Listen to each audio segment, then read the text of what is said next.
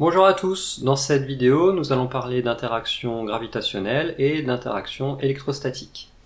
L'objectif c'est de pouvoir écrire l'expression de la force de gravitation et l'expression du champ de gravitation, et de même pour la force électrostatique et le champ électrostatique. Voici une carte de la France sur laquelle on a reporté les températures à différents endroits. Lorsqu'on relève la valeur d'une grandeur physique à tous les endroits de l'espace, ici la température, on obtient le champ. Ceci est le champ de température sur la France à cet instant-là. On peut aussi relever une autre grandeur physique, la vitesse du vent par exemple. Ici, on a le vecteur vitesse du vent à chaque endroit de l'espace à cet instant-là. Ceci est le champ de la vitesse du vent. La force de gravitation, qui est subie par un corps A, peut s'écrire de la manière suivante: F égale ma fois g, avec ma la masse du corps A en kilogrammes. G, c'est le vecteur de l'intensité de la pesanteur, sa norme est en newton par kilogramme, et la norme de la force de gravitation est en newton.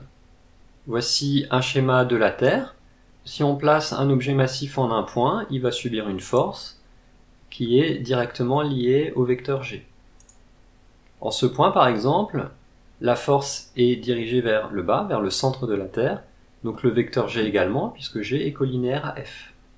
Si on se place en surface ici, le vecteur G va être dirigé vers le centre de la Terre, et il sera légèrement plus long que le vecteur ici, puisque la force gravitationnelle qui est subie par un corps en surface est plus élevée que la force qui est subie en altitude.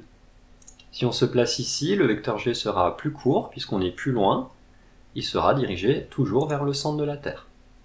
Si je dessine l'ensemble des vecteurs G autour de la Terre, j'obtiens le champ gravitationnel de la Terre. Le champ de gravitation terrestre en un point M va s'écrire de la manière suivante. L'expression est un peu compliquée, on va la décortiquer. Donc G c'est une constante qui sera toujours donnée. Mt c'est la masse de la Terre en kilogrammes. Tm c'est la distance entre le centre de la Terre et le point M où vous voulez calculer le champ, en mètres. La norme de G est en newton par kilogramme. Et ce vecteur UTM est uniquement là pour donner la direction et le sens de G.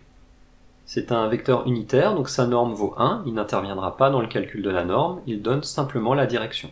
La grandeur qui sera devant UTM sera négative, puisque G est positif, la masse est positive et la distance au carré est positive. Donc le vecteur G sera collinaire à UTM, mais dans le sens opposé, c'est-à-dire qu'il sera vers T. Par exemple, à la surface, j'ai fait le calcul, G fois mt sur Tm au carré donne 9,8. Donc on peut écrire Gt égale moins 9,8 fois UTM, ce qui signifie que le vecteur est long de 9,8 unités et qu'il est orienté dans le sens opposé de UTM, à cause du moins. Autrement dit, sa norme c'est simplement 9,8 newton par kilogramme. Lorsqu'un vecteur en physique est écrit de cette manière, avec un vecteur unitaire, pour trouver sa norme, il suffit de prendre la valeur absolue du nombre qui est écrit devant. La force électrique subie par un corps A s'écrit de manière un peu analogue à la force gravitationnelle. F égale QA fois E, avec Q la charge du corps et E le champ électrique dans lequel il est plongé. La force sera en newton, le champ en newton par coulomb, et donc la charge en coulomb. Si je place un corps chargé au point O ici, il va produire un champ électrique au point M.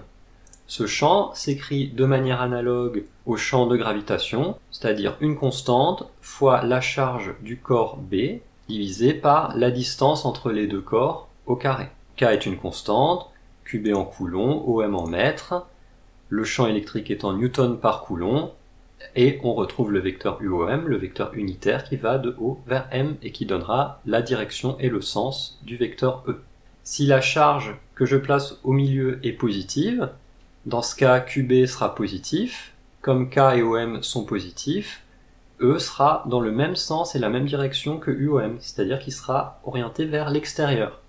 Alors que si on place une charge négative au centre, QB sera négatif et donc E sera dans le sens opposé à UOM. Petit exemple, considérons un noyau d'hélium qui a une charge de 3,2 fois 10 puissance moins 19 coulombs, que l'on place donc au point O, et on va essayer de calculer le champ électrique qui est produit au point M, que je place ici, et qui sera distant de O de 40 micromètres. J'écris l'expression de E, je place UOM sur mon schéma, je remplace, la constante vaut 9 fois 10 puissance 9, elle sera toujours donnée, la charge du noyau d'hélium 3,2 fois 10 puissance moins 19, et la distance en mètres, c'est-à-dire 40 fois 10 puissance moins 6, je n'oublie pas de mètres au carré. Quand je fais ce calcul, je trouve que EM égale 1,8 fois UOM, c'est-à-dire que EM a une longueur de 1,8 et il est collinéaire et dans le même sens que UOM. Voilà pour le champ de gravitation et le champ électrique. Je vous rappelle que l'objectif c'est de pouvoir écrire en un point l'expression vectorielle du champ électrique et de la force électrique. Merci d'avoir regardé cette vidéo, on se retrouve très vite pour un stream de Fortnite. Ciao à tous!